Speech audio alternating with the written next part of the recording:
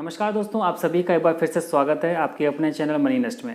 दोस्तों, आज के वीडियो में मैं आपके साथ में अपना एक्सपीरियंस एसबीआई बैंक के साथ में कैसा रहा और जिसके बाद में मेरा ट्रस्ट एसबीआई पर और बढ़ गया, इसके बारे में आपसे बात करने वाला हूं।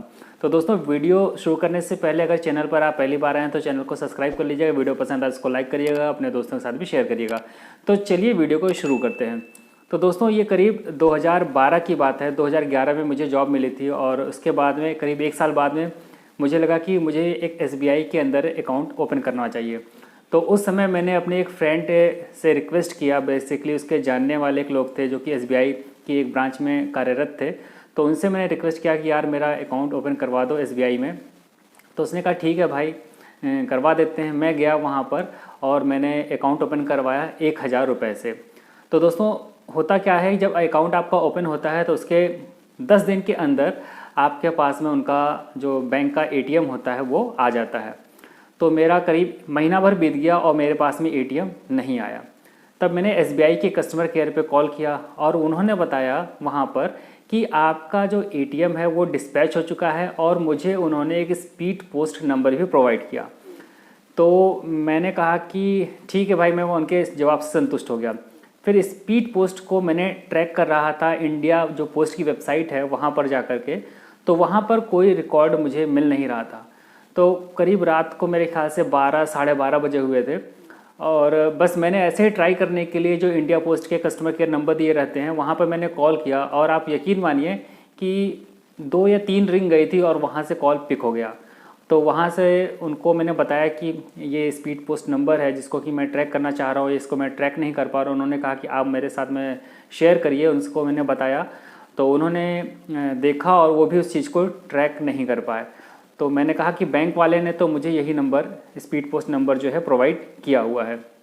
तो उन्होंने कहा कि बैंक वाले झूठ बोल रहे हैं। तो हमने कहा चलो भाई, मैंने फिर से कस्टमर केयर पे कॉल किया कि ऐसा ऐसा बात है और वहाँ बता रहे हैं कि ये जो नंबर आपने दिया है ये गलत है। तो उन्होंने कहा नहीं, यही नंबर आपका है। खैर कोई बात नहीं कि मैं वेट करता रहा। कुछ दिन 10 दिन और बीत गए। मैंने वेट किया कि चलो मेरा एटीएम कार्ड घर पे आ जाएगा, लेकिन तब भी एटीएम कार्ड घर पे नहीं आया।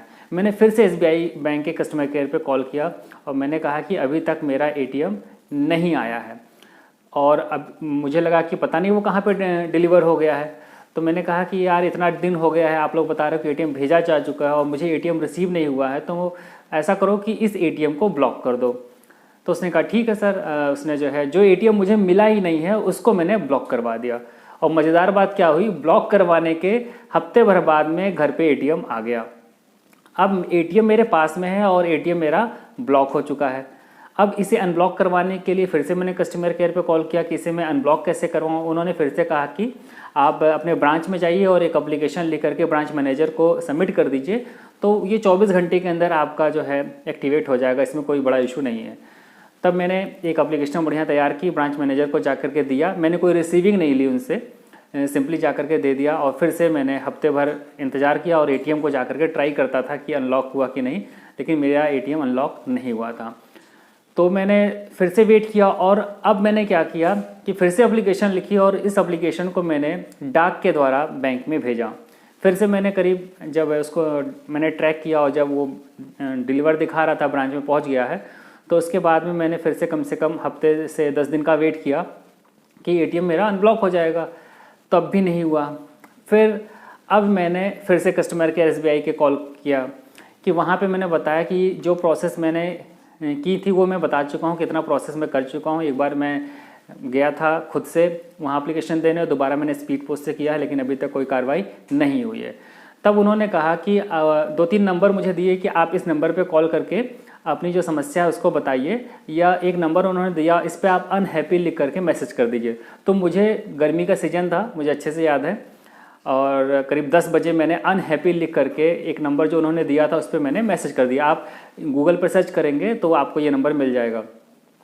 और मुझे उस समय एसबीआई में कोई भरोसा नहीं हुआ करता था, और भरोसा इसलिए हुआ करता था क्योंकि जब मैं अपने फादर की पासबुक एंट्री करवाने गया था तो मुझे 4 घंटा लग गया था पासबुक एंट्री करवाने। उसके बाद से मैं एसबीआई जाना पसंद करता ही नहीं था।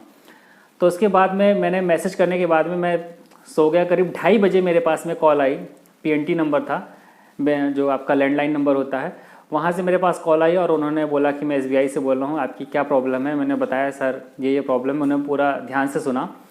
उनका जो रिप्लाई था, उन्होंने कहा कि सर ऐसा होना तो नहीं चाहिए, लेकिन मैं देखता हूँ।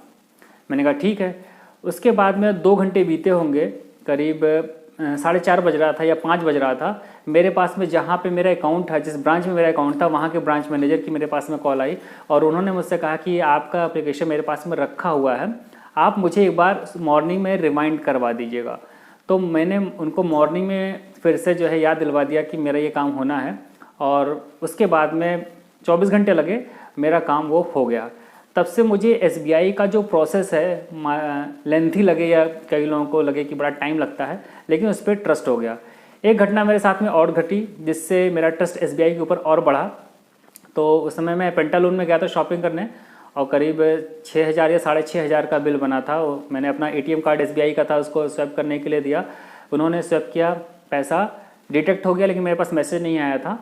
फिर से उन्होंने स्वैप किया, फिर से पैसा डिटेक्ट हो गया, उसका भी मैसेज नहीं आया। उन्होंने कहा ये कार्ड आपका काम नहीं कर रहा है और आप जो है ATM से पैसा निकाल करके दे दीजिए। तो उस मॉल में ही एक ATM था दूसरे बैंक का, मैं वहाँ गया और वहाँ से मैंने पैसा निकाला। तो उस समय मैंने देखा कि 2 बार मेरे पैसे डिडक्ट हो चुके हैं। तो क्योंकि ये एक्सपीरियंस मेरे साथ में पहली बार हुआ था, तो मुझे समझ में नहीं आ रहा था क्या करें। अब यहाँ पे भी दे दिए हैं, यानी कि 3 बार हमारा वो पैसा एक तरीके से निकल चुका था। 2 बार तो ऑनलाइन कट चुका था और एक बार तो मैं निकाल करके फिजिकली जो शॉप थी वहाँ पर पे कर रहा था। तब मैंने फिर से SBI कस्टमर केयर पे कॉल किया, तो उन्होंने कहा कि अभी ये सिस्टम में नहीं है, आप 24 घंटे बाद में कॉल करिएगा। तो 24 घंटे बाद फिर मैंने उनको कॉल किया, तो उन्होंने कहा कि आपकी एप्लीकेशन मैंने रजिस्टर कर ली है और आपके पास में पैसा 45 दिनों के अंदर आ जाएगा। फिर मैंने वेट करना शुरू किया, तो जो पहला अमाउंट था वो करीब मेरे ख्याल से 3 दिन के अंदर ही आ गया। एक बार जो 6500 कटा था वो 3 दिन के अंदर अंदर वो पैसा मेरे पास में मेरे बैंक अकाउंट में आ गया। दूसरा पैसा आने में कम से कम 15 दिन का समय मुझे लग गया था। तो दोस्तों ये जो 2 घटनाएं मेरे साथ में घटी, और साथ में जो कुछ मेरे फ्रेंड्स हैं जो कि SBI में काम करते हैं, उनसे मैंने पूछा कि क्या प्रोसेस है जब इस तरीके का कुछ पैसा डेबिट हो जाता है, हमारे बैंक अकाउंट से कट जाता है, तो वो पैसा कहाँ जाता है, उसको कैसे ट्रैक किया जाता है। तो उसको उन्होंने लोगों ने मुझे समझाया कि उस पैसे को कैसे ट्रैक उन लोग करते हैं। तब से मेरा जो है SBI में ट्रस्ट काफ़ी बढ़ गया। शुरुआत में मैंने SBI का जो डीमैट अकाउंट क्लोज वाला एक वीडियो बनाया था, तो वहाँ पे कुछ लोगों ने कमेंट किया था कि ऐसा नहीं होता, SBI वाले पैसा नहीं काटते हैं, आप गलत इन्फॉर्मेशन दे रहे हो। तो ऐसा नहीं है, हम गलत इन्फॉर्मेशन नहीं देते हैं। जो भी अपना पर्सनल एक्सपीरियंस रहता है वही आप लोगों के साथ में शेयर करते हैं। तो दोस्तों आपका कैसा एक्सपीरियंस है SBI के साथ में? अगर आपने भी ऐसा कुछ कभी फेस किया है तो कमेंट में बताइएगा। वीडियो पसंद आया तो लाइक कर दीजिएगा, चैनल को सब्सक्राइब कर दीजिएगा। तो इस वीडियो में इतना ही, मिलते हैं नेक्स्ट वीडियो में। तब तक के लिए नमस्कार।